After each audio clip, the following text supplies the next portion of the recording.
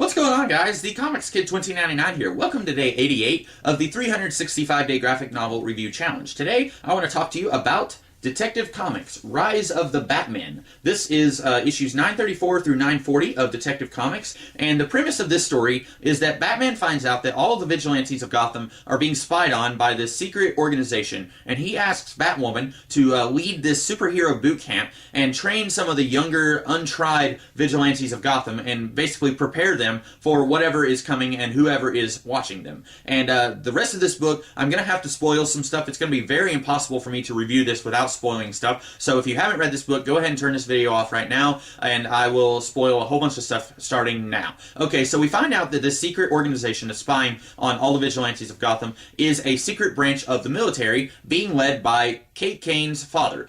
Kate Kane is Batwoman, and her father, he was influenced and inspired by Batman during the events of Zero Year by Scott Snyder. And I haven't read Zero Year, so I don't really know what happened, but this book basically says that the Riddler had taken over the entire city, and the army was not able to take the city back from him, but then Batman by himself was able to take the city back. And so this particular group of soldiers in this story, they said, okay, if one man can do all of that, what could an entire group of soldiers modeled after the Batman accomplish? And that's a really neat idea in premise. I really like the idea of a group of people or one person taking Batman's methods and then taking them to what they see as the logical extreme. Unfortunately, it doesn't make a whole lot of sense. As far as I know, in the New 52, Batman's training was very similar to how it was in the pre-New 52 timeline, in that he went around the world and trained under the best minds and bodies ever to become the Batman. He went to different places like Japan, Paris, India.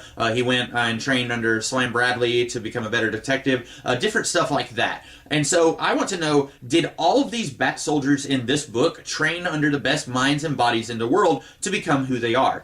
Because that would be very difficult for all of them to train under, like, the best guy who's good at defusing bombs, or the best sniper, or the best person who ties knots, or whatever. All these different things that Bruce learned during his, like, decade of training. It would be very difficult for an entire group of people all to train to become really good at those things. So I want to know how these guys trained to become the Bat soldiers that they are in this book. And I don't need an entire book showing their training, but one line of dialogue would have been good, because as is, it doesn't really make a whole lot of sense, and it just kind of expects us to buy that overnight these soldiers were able to transform themselves into these super machines that they are in this book.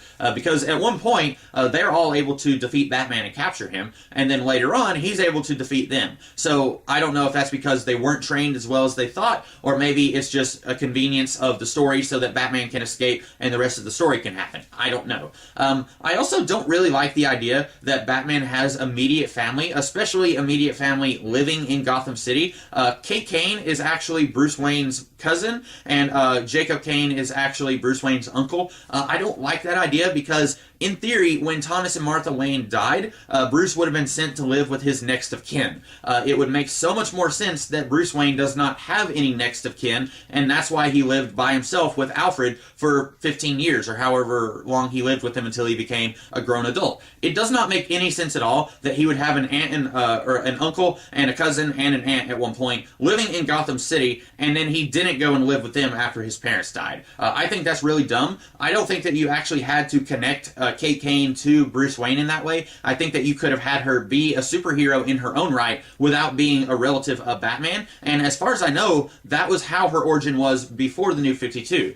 In the weekly series 52, which introduced this particular version of Batwoman, she wasn't a cousin of Bruce Wayne. She was just part of the Kane family, and I think that works a little bit better. I don't think you have to have these characters be related to Bruce Wayne. In fact, I think that makes less sense than having them not be related to Bruce Wayne. But that's just a little bit of a minor nitpick. Overall, I really like Jacob Kane and his motivation for doing what he's doing.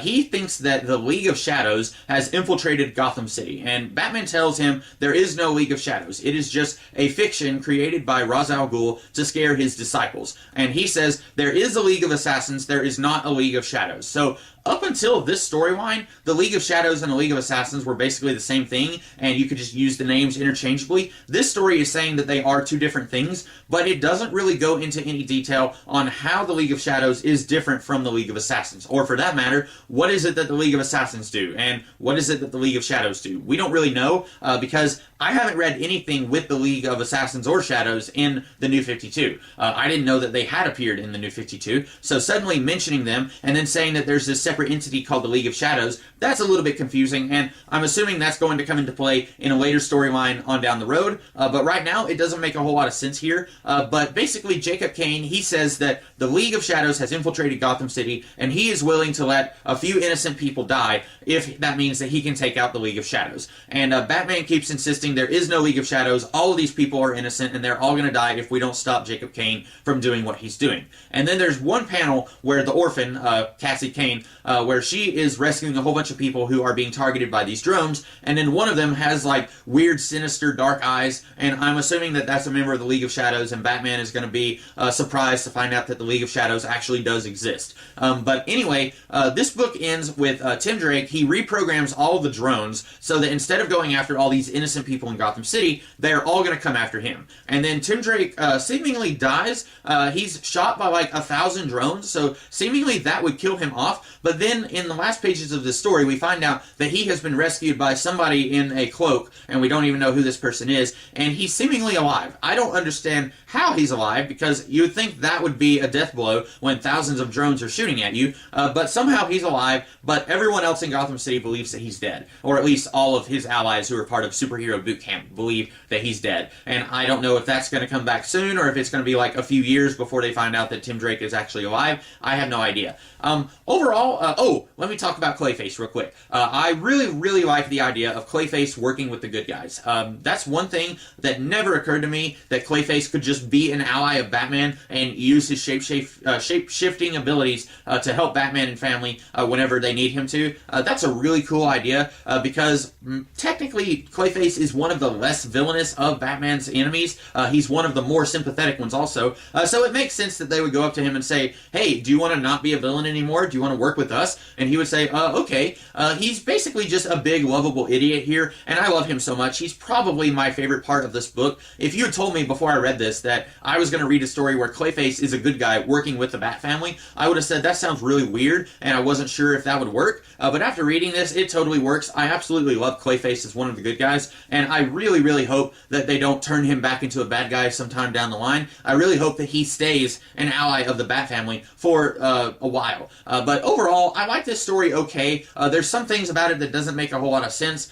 There's some things about it that are okay, but they're not really my thing. I think I would have liked this idea for this story better if it wasn't in the New 52 timeline, because I'm finding more and more, the more that I read these Rebirth books, the stories are all pretty good for the most part, but I don't like that they are still in the New 52 universe. I still wish that we could just get rid of all the bad stuff about the New 52 universe that I don't like, and then have these much better stories, because all the Rebirth stories that I've read are much better than all the New 52 stories that I've read. It's just that these stories are still set in the New 52 universe, and that's what kind of bothers me. It's a minor thing, and eventually maybe I'll get over it, but right now it's just kind of bugging me. Like, I don't like that Red Robin has a completely different history here than he did before the New 52. I don't like that Spoiler and the Orphan, or Cassie Kane, I don't like that their history has been completely rewritten. I preferred their history that they had before the New 52. But that's just me. Somebody who wasn't reading comics before the New 52 might actually really like this story quite a bit more than I did. But overall, that's all that I have to say about Rise of the Batman. I think it's alright. It's not perfect, but it's not a bad story by any stretch of the means. It's better than Justice League Extinction Machines, which in my opinion is the worst of the Rebirth books so far that I've read, but it's not as good as, say, The Flash or Green Arrow or Superman.